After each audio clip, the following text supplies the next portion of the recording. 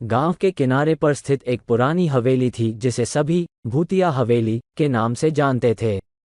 उस हवेली के बारे में कई कहानियां प्रचलित थीं, लेकिन कोई भी व्यक्ति उसके अंदर जाने की हिम्मत नहीं करता था। एक दिन गांव के 3 दोस्तों विक्रम, सुनील और मीरा ने उस हवेली की सच्चाई जानने का फैसला किया। शाम का समय था जब तीनों दोस्तों ने अपनी टॉर्च और कुछ खाने पीने का सामान लेकर हवेली की ओर रुख किया।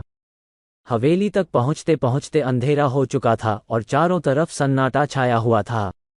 हवेली का दरवाजा जोर की आवाज के साथ खुला और तीनों अंदर दाखिल हुए। अंदर का माहौल बहुत ही डरावना था। दीवारों पर धूल और मकड़ी के जाले थे। हर कदम पर उन्हें अजीब सी आवाजें सुनाई दे रही थीं। सुनील ने कांपते हुए कहा, क्या ये सही विचार था? विक्रम ने हिम्मत बंधाई, हम यहाँ आए हैं तो अब सच का पता लगाकर ही लौटेंगे। हवेली के अंदर जाते ही उन्होंने देखा कि हर चीज बहुत पुरानी और बर्बाद हो चुकी थी। अचानक मीरा ने एक कोने में एक पुरानी डायरी दिखाई दी। उसने उसे उठाया और पढ़ना शुरू किया। डायरी में लिखा था कि इस हवेली में एक आत्मा का वास है जो यहाँ के पुराने मालिक की है। तभी एक जोरदार हवा का झोंका आया और दरवाजा अपने आप बंद हो गया। तीनों दोस्त डर गए और एक दूसरे का हाथ पकड़ लिया। अचानक एक परछाई दिखाई दी जो धीरे धीरे उनकी ओर बढ़ रही थी। तीनों ने हिम्मत जुटाई और आगे बढ़ने का फैसला किया। परछाई उन्हें हवेली के बेसमेंट की ओर ले गई। बेसमेंट का दरवाजा खोलते ही उन्हें एक ठंडी हवा का झोंका महसूस हुआ। बेसमेंट के अंदर का माहौल और भी डरावना था। वहां एक पुरानी कुर्सी और एक मेज थी जिस पर कुछ पुराने दस्तावेज रखे हुए थे। विक्रम ने दस्तावेज उठाए और पढ़ने लगा। उसमें लिखा था कि हवेली का मालिक अपने समय का एक प्रसिद्ध तांत्रिक था। उसने अपनी जान बचाने के लिए अपनी आत्मा को इस हवेली में बांध दिया था। जब तक उसकी आत्मा को मुक्ति नहीं मिलती, वो हवेली में भटकता रहेगा। तभी एक तेज चीख सुनाई दी। तीनों ने चारों ओर देखा, लेकिन कुछ नहीं था। अचानक दीवारों पर खून से लिखा एक संदेश दिखाई दिया, मुझे मुक्त करो। मीरा ने कहा, शायद हमें तांत्रिक की आत्मा को मुक्ति दिलाने का तरीका खोजना होगा।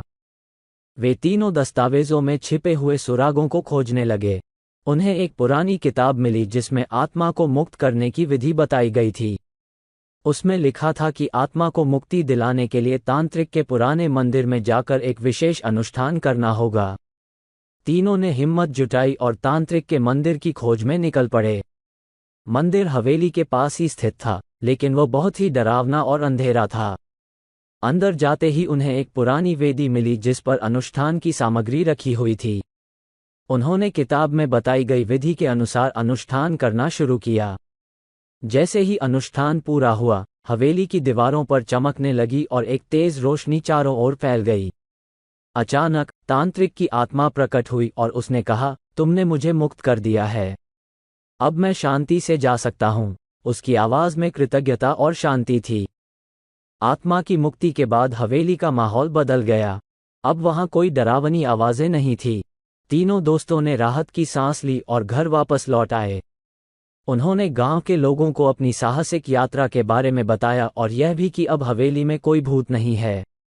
इस घटना ने गांव के लोगों को यह सिखाया कि डर का सामना करने और हिम्मत रखने से हर समस्या का समाधान मिल सकता है। विक्रम, सुनील और मीरा की यह यात्रा उनकी दोस्ती और साहस की मिसाल बन गई। हवेली अब फिर से जीवंत हो गई और गांव के लोग वहां बिना किसी डर के जा सकते थे। कहानी का अंत ये कहानी सिखाती है कि डर का सामना करके और साहस के साथ हर चुनौती को पार किया जा सकता है। विक्रम, सुनील और मीरा की यह यात्रा हमारे लिए प्रेरणा है कि हमें कभी भी डर से हार नहीं माननी चाहिए।